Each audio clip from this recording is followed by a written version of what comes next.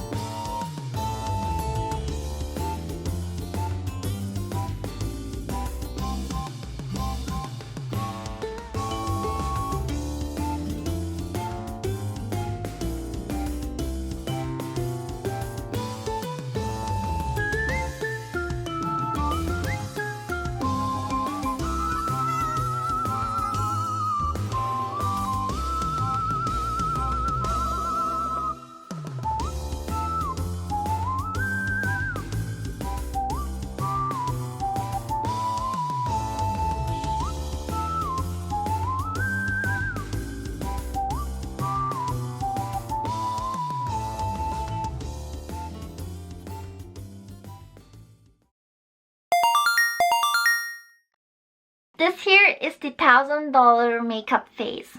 I'm not sure why, but from the usual makeup I wear, this one makes me look more, I don't know, something's different. I look like I'm more mature. I feel like the lip color and the eyeshadow are too pigmented for me, but I personally really like the blush because the color looks like it comes from within my skin, so it's very natural. So now I'm gonna show you the products I used. This is what I used as a primer when I went shopping for makeups for this video. The sales lady told me that this is also usable as a primer, so I decided to get this one. It smells like a very nice perfume and has this baby color. The consistency is a little bit like gel, but it's still a cream. Honestly, I'm not very happy with this cream as a primer because when I put it on my skin, it just felt quite heavy, but it doesn't make my skin particularly smooth, or it didn't correct any redness or dark circles. But the most disappointing thing is that this here was the most expensive product I've used in the $1,000 makeup, this one here. But it, as a primer or as a moisturizer, I didn't really see any bigger effect or even less. I feel so bad for saying this because it was expensive. I just want to make an honest review. Either as a moisturizer or as a primer, it didn't really have that much effect like if I would get a primer or a moisturizer from the drugstore or from a normal brand. From the same brand is this foundation. I actually really like this foundation because even though it's thin and it fits onto your face like your own skin, it has very strong coverage. The only thing that really puts me off is the smell. I love salty ocean air and I love fish, but this smells like kelp. Gonna be honest, I started to feel a little bit sick. It smells like kelp combined with perfume. But if you can stand the smell, then you've got a really, really good foundation. I feel like when you buy foundation for, let's say, $5, you get the foundation for $5. But if you buy a foundation for 20 times more the price, then I feel like it's 20 times more worth or effective. The last item from this brand is the concealer stick, which fortunately doesn't smell like perfumized kelp. And out of all the concealers I used since starting to wear makeup, this one is the most effective for dark eye circles. People usually ask me if I'm tired or sick because my eye rings are so dark. So in this case, when your eye circles are so dark that people start assuming you're sick or tired, I feel like it's a good idea to invest in a really good concealer. So unless I'll find something reasonably better, I will continue using this one. The foundation I showed you before did have an unpleasant smell, but what made it worse is the powder I used on my face, which is this one here, and it's in a pretty cute little tin, and when you open it, it's even cuter. Almost looks like candy, but of course it's face powder. For some reason, like most of these high-end cosmetics have a rather strong perfumized smell to it. Flower smell together with the fermented kelp just made me feel a bit nauseous. As you can see, there are different shades of marbles, and I think this really helps in correcting your skin tone and just evening out your complexion. As you can see, it's really hard to detect the foundation, just like my own skin. Next, I did my eye makeup with this eyeshadow palette here. I think that the colors are great, just a little bit too mature for my age. One thing I didn't like is that the glitter powder, yes, this is glitter powder. Glitter eyeshadow should sparkle, but this one didn't sparkle at all, and I tried to apply it with different types of brushes. I applied the glitter eyeshadow right here and on the top, but unfortunately it's hardly noticeable. I wonder why. I really do wonder why. Otherwise, the colors are pretty good, but I didn't switch to this palette from my current makeup. The fake eyelashes are from MAC, and I think they're super great because the lash band is almost invisible, which makes it look super natural and also easier to apply. And you can create this nice cat eye effect look because the lash band is so thin that you can already start applying the lashes here in the corner of your eye, and because of the length it will reach here to the outer corner of your eye, so it creates a nice cat eye, big cat eye effect. This mascara, which smells very perfumized and has a rather interesting twisted shape. I think that this twisted mascara brush shape is really practical to reach to your lower lashes and applied without smearing it on your face. So it might not be very noticeable because I used it on my fake eyelashes, but because I'm curious, I'm gonna apply it now on my lower eyelashes and see what it will look like.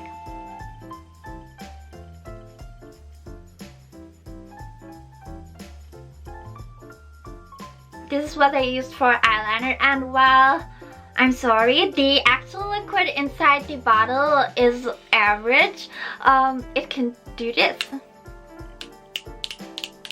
When applying eyeliner, it's usually hard to get into these really, narrow corners like inner eye corner, or just get that perfect curve in between, and that's what this function is for. For blush, I've used this, and I think a lot of you guys have seen this before already, but it's the infamous Rose Petal blush. Because of how real and dainty flower petals look, it was a mystery to me how to get the blush with a brush from the flower petals, but it's actually really easy. Just get a normal blush brush and then swipe it over the flower petals, and this is where I was worried. I thought that they would break immediately, but they're surprisingly strong and don't tear at all. I think it's really cute and easy to use. It's a bit too luxurious to use for yourself, but I would definitely recommend this as a gift for someone. Now onto the lipstick. This is what I used, and really the case looks pretty cool. So this is one of these things that I would like to carry in my makeup pouch and then just pull it out and be, be the person who has a really cool lipstick case. It also doesn't smell weird. So I thought we'll continue using this one. This was the review for the $1,000 look. Now let's see how much different the dollar store review will be. Surprisingly, it doesn't look or feel or smell that different. It's just that the lightest foundation they had at the dollar store doesn't exactly fit my skin tone. The dollar store foundation is much thicker, so I suppose it won't let your skin breathe as well. For applying the foundation, I use this smooth base here, which should serve as a primer, but really it's just a white and rather sticky cream. When you put it on your face and it dries, it gets even stickier. This might be glue, oh my god. So I'm not gonna put this on my face again. Then I fixed the foundation with this pressed powder. There's actually nothing to complain about the $1 pressed powder, which is amazing because that means you too can get powder on a budget. Eyeshadow, maybe it's just me, but I don't think that these three colors together make a good eyeshadow palette, but I tried to make my best out of it. Otherwise, the colors look good and they are super easy to apply. They don't do any weird stuff, and it's just the color combination that's kind of off. I don't know what you guys think, but I think that this blush did a pretty good job on my cheeks. The only downside is that it's really hard to get the actual blush on my brush. So I had to do some rubbing and scrubbing, but in the end it looked pretty nice. Concealer from the dollar store. Because the concealer itself is so hard, I couldn't get it on my finger. I just had to break off some of the concealer and then rub it between my fingers to warm it up and get it a little bit more soft. And then I finally could apply it on my face. But I think this isn't even worth it on a budget. Yeah, okay, the font on the bottle looks a bit tacky, but it looks like normal eyeliner. I'm actually surprised how well the eyeliner from the dollar store works. You can draw thin lines or thick wings like these here. Yeah. And finally, lip gloss. I have absolutely nothing but praise for this dollar store lip gloss. Cute color, cute packaging design, and not sticky. I hope you like this comparison. If you want any more comparisons videos like this, let me know in the comments below. See you soon in my next video. Boop, bye bye, boop.